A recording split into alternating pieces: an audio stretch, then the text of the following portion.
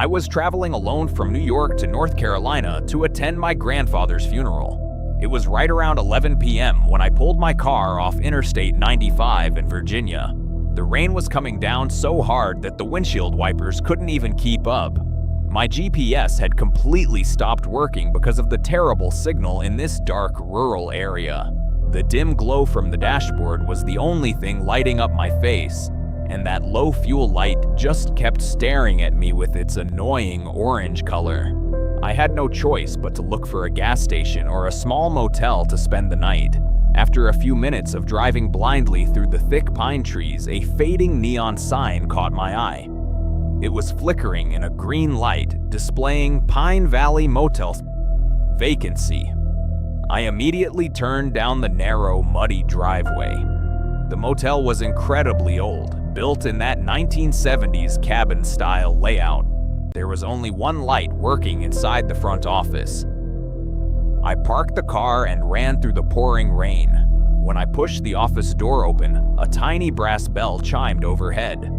The smell inside was strange, a mix of dampness, mold, and some cheap chemical cleaner trying to mask the scent of something else. Behind the worn-out wooden counter sat an old man with incredibly thick glasses, making his eyes look huge and completely unnatural. He was wearing a dirty flannel shirt, and he didn't even look up from his old magazine until a few long seconds had passed. I asked him for a room for the night. He looked at me very slowly, then gave me a hollow smile, showing yellow, decaying teeth. He didn't speak. He just reached down, grabbed a heavy metal key with the number 14 on it, and placed it on the counter. He wanted $20 in cash, so I paid him. He pointed his hand toward the dark path outside and said in a dry, raspy voice, "Last cabin on the left. Don't open the door for anyone after midnight." I figured it was just a stupid joke from an old guy living in isolation, so I took the key and walked out. I drove the car down to cabin number 14. It was completely isolated from the rest, surrounded by trees on 3 sides. I opened the heavy wooden door and stepped inside. The room was freezing. It had a double bed, an old TV with a massive screen, and a single window facing the dark woods in the back.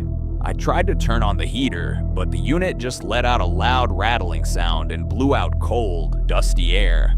I decided to just lay down with my clothes on under the heavy blankets, hoping to fall asleep quickly. It was getting close to midnight when I started hearing strange noises. It wasn't the rain. It was the sound of footsteps, very light and very slow, walking around the cabin. The footsteps were sinking into the mud, moving with a steady rhythm. I felt tense, but I tried to convince myself it was just wildlife like a raccoon or a deer. Suddenly, the footsteps stopped right at the back wall of the cabin, directly behind the headboard of my bed. I held my breath. Then I heard a faint scratching sound on the wood outside. It sounded like someone was dragging their fingernails very slowly across the wall. I got up as quietly as I could and moved toward the window. I looked through the rain-streaked glass but couldn't see anything, just total darkness and trees moving with the wind. I let out a sigh and turned around to go back to bed. Right at that exact moment, the old phone on the nightstand let out a loud, piercing ring. The sound was so sharp it made my heart jump. I stared at the phone in shock because motels like this rarely have working lines. I walked over and picked up the receiver with a hesitant hand. No one spoke. All I could hear was heavy, rapid breathing and the faint sound of rain in the background. I said, "Hello, who is this?" There was no answer. The breathing just got heavier. Then, I heard a very familiar sound coming through the receiver. It was the sharp chime of that tiny brass bell from the front office, followed by the old man's voice screaming in pure terror, "It's not me, he is inside with you." And before I could even process the sentence, the power cut out completely. The room plunged into total darkness. Right then I heard the click of the bathroom lock slowly opening from the inside. I sat there on the edge of the bed, completely paralyzed by fear. The darkness was so thick I couldn't even see my own hand. The moldy smell in the room suddenly grew intense, changing into the stench of rotting meat. I could hear it clearly, the wooden bathroom door moving millimeter by millimeter. My breath was shallow, and I fought to stay absolutely silent. I remembered my cell phone was in my coat pocket hanging near the front door. I started to move very slowly, crawling on my knees across the bed and then onto the cold hardwood floor. Every single floorboard I pressed on made a tiny creak, cutting through the dead silence. I reached the coat and successfully pulled out the phone. I lit up the screen, keeping the brightness at the lowest setting so I wouldn't give away my position. I quickly pointed the phone's flashlight toward the bathroom door. The door was wide open. The bathroom was empty, but the floor was covered in fresh, wet mud and a trail of large bare footprints heading directly toward the small closet in the corner of the room. My hand began to shake violently. I swept the light over to the closet.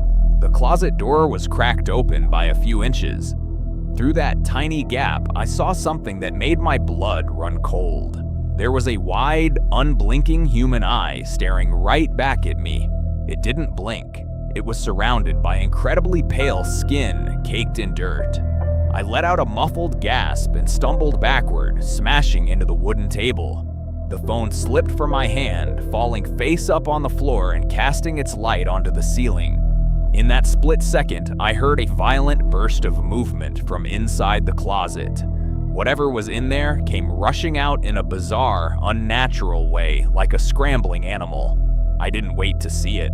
I lunged for the front door, frantically fumbling with the locks, and threw myself out into the pouring rain. I ran straight for my car, never looking back. I scrambled inside and slammed the door, locking it instantly. My hands were shaking so bad I missed the ignition twice. When the engine finally roared to life, I flipped the high beams on. What I saw in the headlights made me slam on the brakes. The old man, the motel owner, was lying flat on the muddy driveway right in front of my car. He was swimming in a pool of dark blood, his huge eyes staring blankly into nothingness. His flannel shirt was completely torn to shreds. Before I could even process the horror, I felt a violent shudder rock the entire car, like something massive had just jumped off the cabin roof and landed dead center on my trunk. I looked up at the rearview mirror and saw a face pressed flat against the back glass.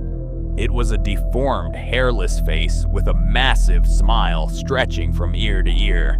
In his hand, he was holding the old corded phone from my room, the wires torn and dangling. I slammed my foot onto the gas pedal with everything I had.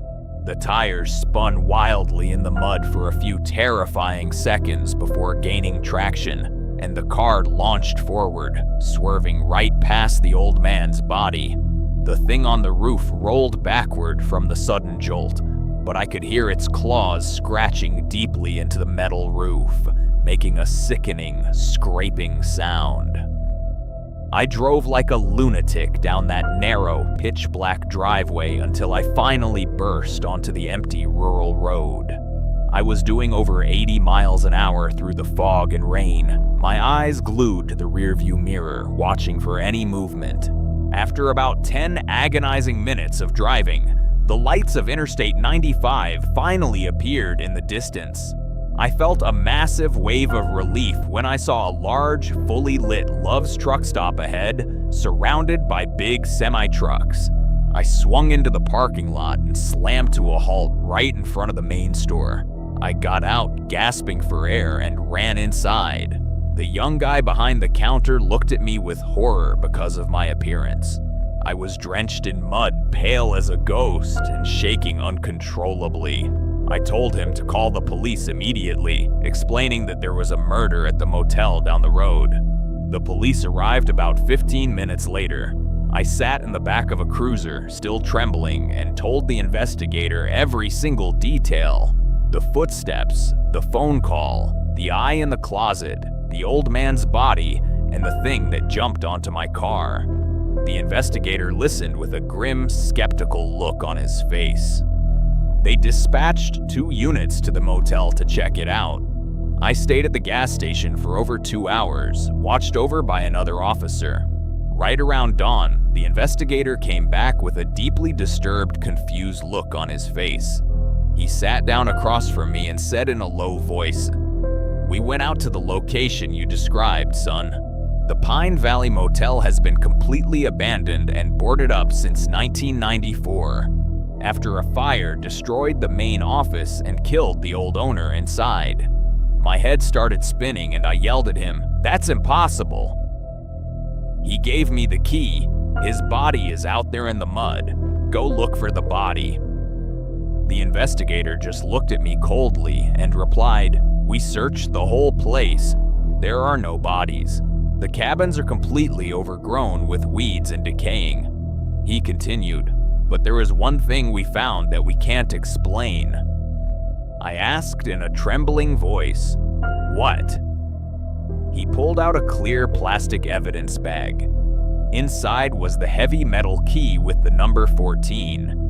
"We found this key lying in the thick dust inside the last cabin, covered in your fresh fingerprints. But that's not all." The investigator walked me to the back of my car and shone his flashlight on the roof and trunk. On the metal of the roof, there were deep, long gouges from 5 human-like fingers with sharp claws carved deep into the paint. Right in the middle of the back window, there was a perfect, clear imprint of a human face smudged against the glass, along with a thick, dark residue that the heavy rain hadn't completely washed away. It's been 3 years since that night. I left Virginia and never went back, selling that car the very next day. The police eventually closed the case, writing it off as local vagrants messing around. They never believed my story about the motel. But the horror never really stopped for me. To this day, whenever it rains at night and I'm lying in bed in my new apartment in Chicago, my cell phone will start vibrating from an unknown number. And when I finally pick it up, driven by pure anxiety, I don't hear a voice. Instead, I just hear heavy, rapid breathing and the faint chime of a tiny brass bell ringing somewhere in the background, followed by a slow, faint scratching sound starting to move along the wall right behind the headboard of my bed.